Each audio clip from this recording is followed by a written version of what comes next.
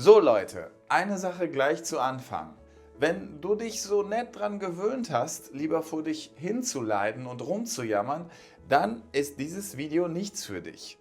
Wenn du dich so eigentlich ganz wohl fühlst in deinem langen schwarzen Trauerkleid, weil du dich dann von anderen bedauern und bemuttern lassen kannst, dann tschüss.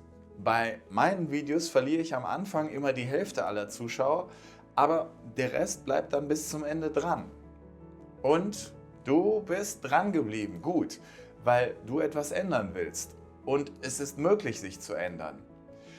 Früher, da habe ich mich auch selbst schnell überfordert gefühlt unter Druck. Wenn ich im Stress war, und das war ich nun mal oft, dann war ich super schnell gereizt und ich mochte mich gar nicht dabei. Und selbst Stunden nach einer stressigen Situation habe ich extrem darüber nachgegrübelt, was denn da schiefgelaufen ist. Und ich konnte dann nur schlecht schlafen. Und du? Wie reagierst du auf unerwartete Probleme, auf Rückschläge in deinem Leben? Siehst du sie als Herausforderungen, aus denen du lernen kannst? Suchst du nach Lösungen und gibst nicht schnell auf? Kannst du dich relativ schnell wieder aufrichten und nach vorne schauen? Wenn nein, ja, dann ist Resilienz leider noch ein Fremdwort für dich. Kannst du in stressigen Situationen einen klaren Kopf bewahren und deine Aufgaben weiterhin erfüllen? Hast du Strategien, um Stress abzubauen und dein Wohlbefinden zu erhalten? Wenn nein, dann musst du an deiner Resilienz arbeiten, um glücklich und erfolgreich zu sein. Siehst du Veränderung als Teil des Lebens und bist bereit, dich anzupassen und neue Wege zu gehen? Kannst du auch in ungewohnten Situationen Chancen erkennen? Wenn nein, dann bleib dran, denn ich sage dir, wie du deine Resilienz stärken kannst. Es ist Übungssache, wie alles im Leben. Aber erstmal, was ist Resilienz? Resilienz heißt Widerstandskraft. Es ist die Fähigkeit eines Menschen oder einer Organisation, Schwierigkeiten oder traumatische Ereignisse zu überwinden, sich davon zu erholen und gestärkt daraus hervorzugehen. Resiliente Menschen können besser mit Stress umgehen, ohne gleich zusammenzubrechen. Sie finden Wege, um mit Druck und Unsicherheit klarzukommen. Das ist eine gute Sache, oder? Resiliente Menschen passen sich flexibel an neue Situationen und Veränderungen an, anstatt sich dagegen zu wehren. Das ist doch wichtig in einer Welt, die sich immer schneller wandelt, oder? Resiliente Menschen suchen aktiv nach Lösungen und geben nicht so schnell auf. Mit so jemandem willst du deine Zeit verbringen, richtig?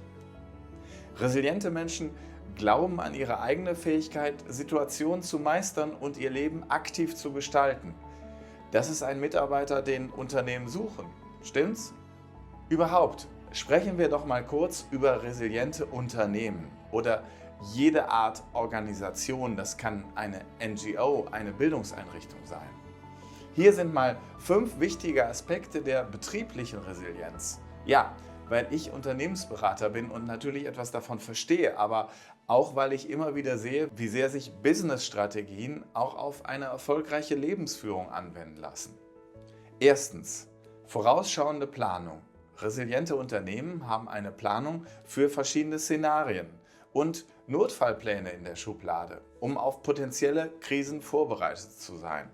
Aber natürlich auch auf Veränderungen im Markt oder im Kundenverhalten. Zweitens, Diversifizierung. Resiliente Firmen vermeiden es, sich zu stark auf einzelne Lieferanten, Märkte oder Technologien zu verlassen, um Anfälligkeiten zu reduzieren.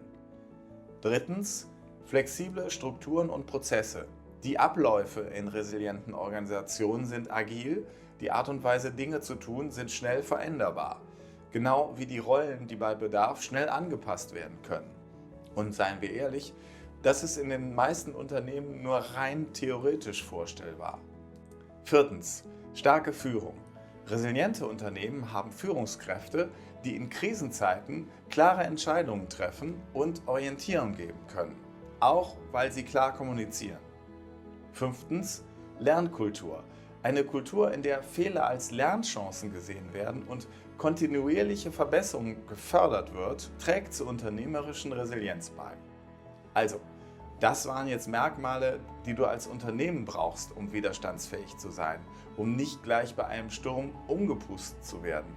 Es gibt natürlich noch mehr und finanzielle Stabilität ist genauso wichtig wie eine technologische Robustheit, dass also die IT-Systeme, die Infrastruktur widerstandsfähig ist. Nicht nur gegen Ausfälle und Cyberangriffe, sondern auch flexibel ist, wenn plötzlich neue technische Anforderungen aufkommen. Zum Beispiel die Kommunikation über soziale Medien. Die Fähigkeit einer Organisation, mit Unsicherheit und Veränderungen umzugehen, ist ein entscheidender Faktor für ihren Erfolg. Will sagen, wer nicht mit der Zeit geht, geht mit der Zeit. Wer auf Veränderungen im Umfeld nicht angemessen reagiert, wird zwangsläufig untergehen. Wusstest du, dass Kodak die Digitalfotografie erfunden hat? Es kam aus dem eigenen Haus. Man hat das Thema aber klein und exklusiv gehalten, weil Kodak ihren Umsatz nicht mit Kameras, sondern hauptsächlich mit dem Verkauf von Filmrollen gemacht hat. Für alle unter 30, du musstest damals einen leeren Film kaufen, in deine Kamera einlegen, hattest dann die Möglichkeit, 24 oder 36 gute Fotos zu schießen. Dann hast du die volle Filmrolle beim Fotodienst abgegeben, wo durch einen chemischen Prozess, Belichtung und noch mehr Chemie du dann irgendwann deine Fotoabzüge in den Händen hattest. Klingt umständlich? Dachten sich die Konsumenten auch, die dann ab Mitte der 90er Jahre in Scharen zu Herstellern von Digitalkameras abwanderten, die die Technik immer einfacher und billiger anboten. Und für Kodak war es zu spät. Pleite, weil unfähig auf Veränderungen angemessen zu reagieren. Und Netflix, ja, kennst du, Streaming. Nein, Netflix hat vor 25 Jahren mal DVDs durch die Gegend geschickt. Die waren damals Wettbewerber von Videotheken. Bei Netflix hast du per Post Filme auf DVD bekommen, die du ansehen konntest, wann du wolltest. Denn es gab da keine Verspätungsgebühren. Dann haben sie ein Abo-Modell eingeführt und dann testweise mit wenigen Filmen angefangen, die man sich am PC oder am Mac streamen lassen konnte, weil Fernseher das erst nicht ohne weiteres konnten, 1997. Als sich die Datengeschwindigkeiten dann immer mehr verbesserten und es irgendwann Smart-TVs gab, hat sich Netflix nicht darauf ausgeruht, sondern in Eigenproduktion investiert. Sie haben selbst Serien und Filme produziert. Ihr wisst, wovon ich rede. Die ganzen Videoverleihketten sind heute Geschichte. Weggewischt, weil nicht widerstandsfähig. So, jetzt mal Schluss mit den Beispielen, denn mein erstes Handy war von Siemens aus Deutschland. Dann ein paar Nokias, nicht Deutschland, aber Europa. Und heute? Und wo sind Braun, Dual, Grundig? Jetzt schauen wir nicht auf das, was wir nicht ändern können. Das macht einen nur Depri. Und wir wollen in dieser Reihe sehen, was wir selbst tun können, um ein glückliches, erfolgreiches Leben zu führen. Deswegen kommen hier 5 gute Tipps, wie man sich zu einer resilienten Person entwickeln kann. Erstens, Stress erkennen und reduzieren. Nimm die körperlichen und emotionalen Anzeichen von Stress so früh wie möglich wahr. Hast du einen erhöhten Herzschlag? Merkst du vielleicht nicht, aber dass du dich angespannt fühlst, negative Gedanken gegenüber anderen und dir selbst hast, das wirst du mit etwas Übung schnell merken. Dann mach sofort ein paar tiefe Atemzüge. Geht ohne Zigarette oder Vapen. Mach eine Pause. Geht nicht? Muss gehen. Willst du resilienter werden?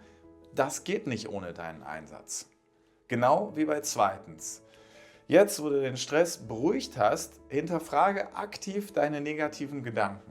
Sind diese Gedanken halbwegs realistisch oder sind sie eher Katastrophenszenarien, der schlimmstmögliche Ausgang? Mach einfach die kleine, unterhaltsame Was-wäre-wenn-Übung.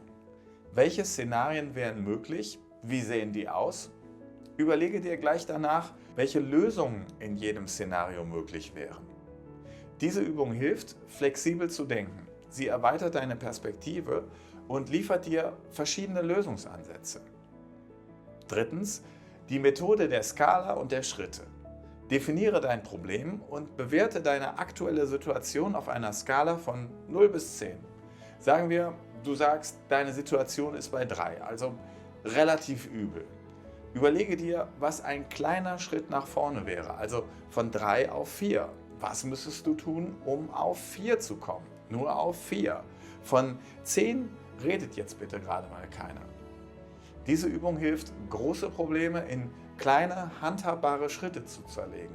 Dadurch lernst du zum einen eine realistische Zielsetzung und zum anderen eine schrittweise Problemlösung. Viertens, Ressourcenorientierung. Mache dir deine eigenen Stärken klar, deine eigenen Ressourcen. Frage dich, welche Fähigkeiten und Ressourcen dir helfen können, eine Lösung zu finden. Was hast du in einer vergleichbaren Situation schon mal gemacht? Oder vielleicht kennst du jemanden, der in einer ähnlichen Lage war und den du fragen könntest.